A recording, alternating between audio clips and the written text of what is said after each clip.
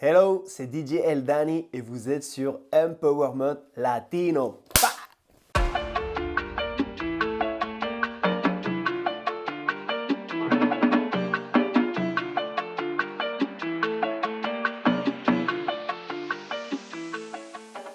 Dani, bienvenue. Peux-tu te présenter? Je suis DJ déjà depuis plus de 20 ans, je suis également musicien et j'organise également des événements de musique latino-américaine pour aller un peu plus loin. Je suis un grand amoureux de l'Amérique latine et de sa culture et j'aime partager ça ici en France. Peux-tu nous dire ce qui t'a inspiré à travailler dans le monde de la musique? Je pense que déjà depuis tout petit, la musique a été très présente à la maison. Donc mes parents sont latino-américains, ma famille est du Chili et de Porto Rico. Il y avait vraiment depuis toujours beaucoup de salsa à la maison, mais également du folklore latino-américain, je pense, dans sa diversité. Ma mère était une grande amoureuse. Quand j'étais petit, je faisais peut-être pas forcément plus attention que ça aux musiques latines, vu que j'étais né ici, donc je pouvais recevoir toutes les différentes influences qu'un enfant qui est né ici en France peut recevoir au niveau de la musique. Mais très jeune, en fait, j'ai eu l'occasion d'apprendre à jouer de la guitare, à chanter. Et parallèlement aussi, quelque chose, je pense, qui a joué un très grand rôle dans le fait que je me lance dans une carrière artistique. Je suis issu d'une famille de magiciens. En fait, mes grands-parents ont fondé un très grand spectacle de magie au Chili et qui après a fait le tour de l'Amérique latine. À travers ce spectacle de magie, ils ont donc découvert l'ensemble du continent latino-américain. Ma mère a grandi en fait comme une nomade, à suivre ses parents qui étaient magiciens. C'était leur métier, être magicien et présenter le spectacle de magie un peu partout en Amérique latine. Et donc en gros, la famille du côté de ma mère a atterri à Porto Rico. C'est là où ils ont posé leur fondation. C'est une manière à travers la musique et les événements que j'essaye de proposer ici en France. J'essaye de proposer un peu de magie latine, un voyage, qu'on sort un peu de notre quotidien ici parisien et qu'on voyage en Amérique latine. Dani, tu es DJ, musicien, producteur d'événements et tu as fait la première partie d'une quinzaine d'artistes comme Marc Anthony, Daddy Yankee ou encore Romeo Santos. Peux-tu nous dire comment tu jongles avec toutes ces casquettes? Moi, là-bas, je suis un grand passionné de salsa et je voulais être musicien d'orchestre de salsa. Il y a cette passion, donc j'ai commencé à me passionner pour cette musique, à collectionner énormément de musique. Et de là, en fait, j'ai eu des situations qui m'ont amené à devenir aussi DJ, parce qu'en fait, j'avais du contenu musical à proposer pour faire danser les gens, indépendamment du fait que je pouvais être musicien aussi d'orchestre de salsa. Après, à travers le temps, on fait son chemin, on fait sa place. On répond présent les fois où on donne des belles opportunités. On se crée petit à petit une image, un petit public, un univers qui fait que progressivement, en fait, d'autres opportunités commencent à venir. Voilà. J'ai envie de te dire, tout est progressif.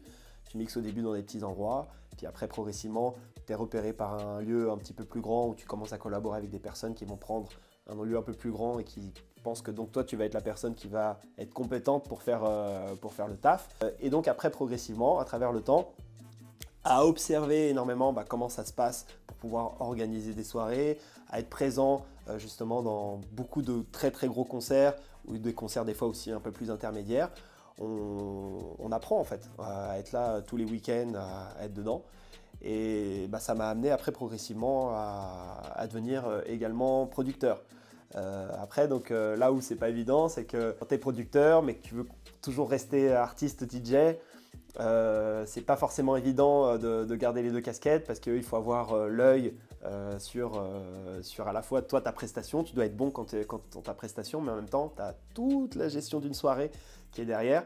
Progressivement, on va dire, donc mes expériences de DJ m'ont amené à devenir coproducteur d'événements et donc un producteur par exemple avec lequel je travaillais beaucoup, Sacha Obradovic, quelqu'un qui est très important dans ma carrière.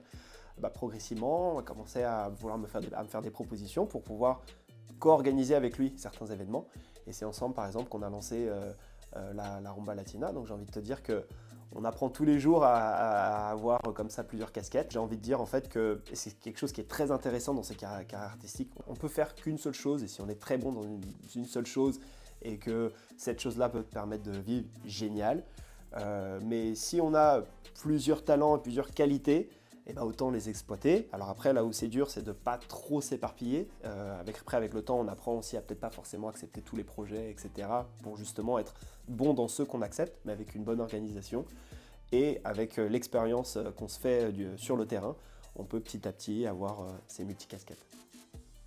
Peux-tu nous raconter une anecdote qui t'a démontré l'importance de poursuivre ses rêves? Il m'est arrivé quelque chose, on va revenir longtemps en arrière, on va revenir en 2005. À cette époque-là, début de ma vingtaine, j'avais qu'un seul rêve, c'était d'être percussionniste d'orchestre de salsa. J'étais déjà un petit peu DJ, mais j'étais beaucoup plus focus dans l'univers des musiciens. J'apprenais comme un malade à jouer des percussions, j'étais ici en France. Et je me rendais compte que pour pouvoir réaliser mon rêve, il fallait que je vive une expérience originelle dans une des terres de la musique que je jouais beaucoup à cette époque, qui était la salsa. Et donc, quelle meilleure terre que Porto Rico pour pouvoir aller réaliser ce rêve. Je pars à Porto Rico.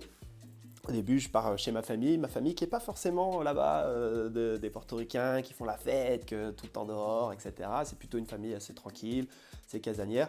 Donc, j'avais pas forcément de connexion, je connaissais absolument personne là-bas. Ils habitaient à côté de la zone universitaire de l'université de Porto Rico de Rio Piedras, qui est une des principales universités de Porto Rico. Et donc, je décide de sortir quelques jours après mon arrivée. Je décide de sortir, me promener, voir si je rencontrais des gens, me faire un peu aussi au quartier, etc. Je me promène, j'arrive à côté d'une grosse tour où vivent plein d'étudiants.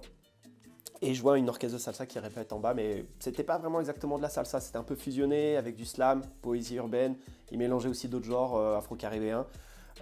Donc à l'époque, je jouais du bongo, et quand j'arrive, comme par hasard, il y avait un bongo qui n'était pas occupé.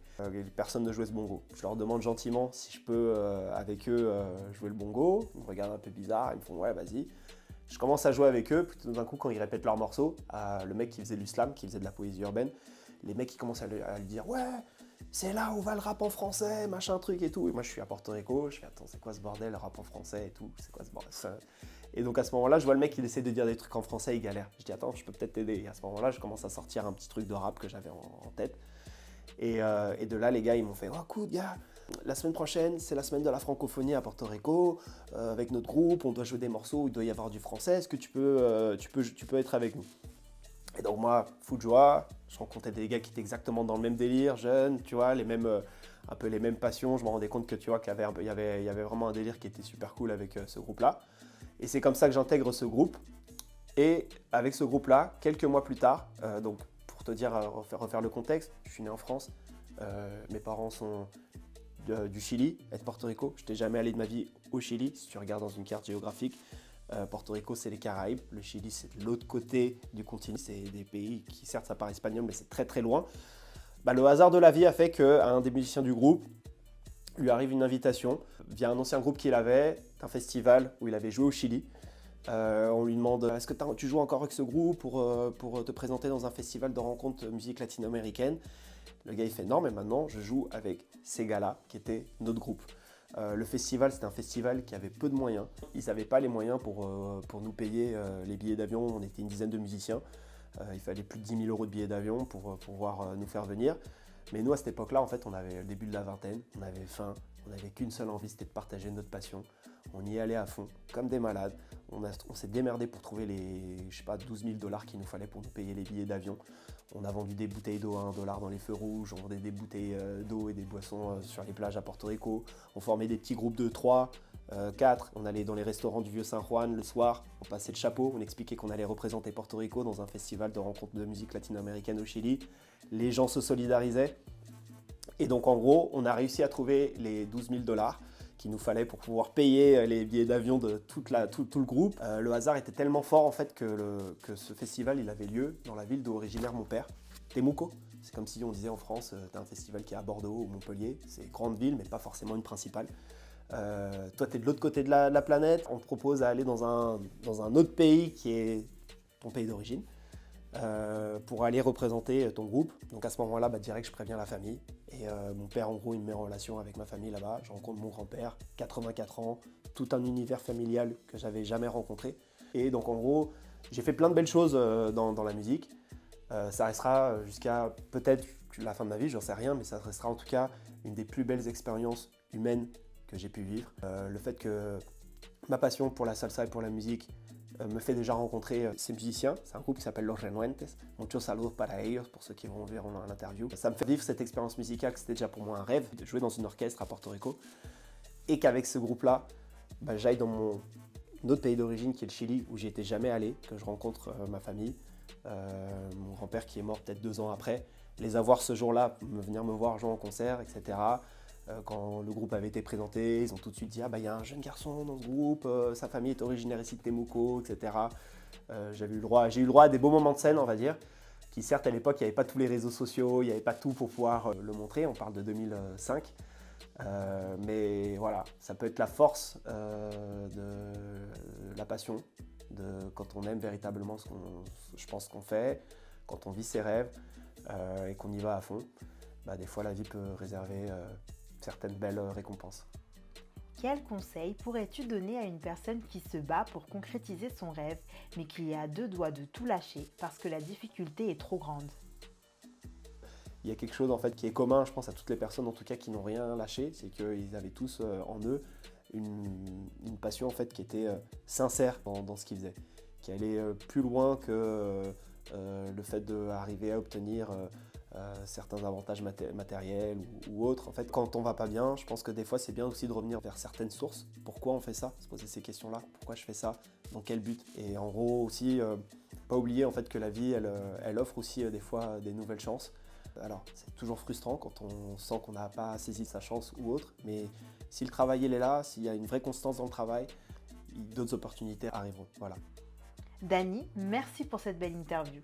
Où est-ce que l'on peut te trouver si l'on souhaite suivre tes aventures musicales? @DJ Eldani, et puis après pour toute la partie événement, donc c'est la Rumba Latina _ Paris. C'est sur ces 2 pages-là que vous verrez en général tous les événements sur lesquels vous pouvez me retrouver.